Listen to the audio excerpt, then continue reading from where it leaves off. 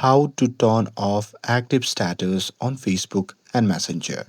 Hey everyone, welcome back to the channel. In today's video, I'll show you how to turn off active status on Facebook and Messenger. So now, without further ado, let's get started. So here, let's start with how you can turn off active status on Messenger. So here to do that, simply open the Messenger app and make sure that you're logged in to your account. And now here, once you're inside the app, just tap on the menu icon shown in the bottom right corner of the screen. And now here, once you are in the menu section, just tap on settings. And now here, once you're inside the settings, what you can do is simply scroll down and there you can simply tap on active status.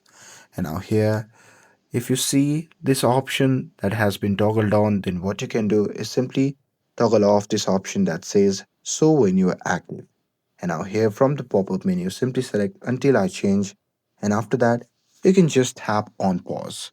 And here once you do that, the green dot will disappear from your profile on Messenger. And with that being said, let's move forward to the method from which you can turn off active status on Facebook app. So here to do that, simply open the Facebook app on your phone and make sure that you're logged in to your account. And now here, once you're inside the app, just tap on the menu icon shown in the top right side of the screen. And now here, once you are in the menu section, just tap on the gear icon shown in the top right side of the screen. And now here, once you're inside the settings, then what you can do is simply tap on the search bar at the top, and from here you can simply search for active status and tap on it. And now here, once you're inside this section, then you can simply toggle off this option that says show when you are active. And now here, from the pop-up menu, just confirm your action by tapping on turn off again. And once you do that, the active status will be turned off on your Facebook app. And that's it.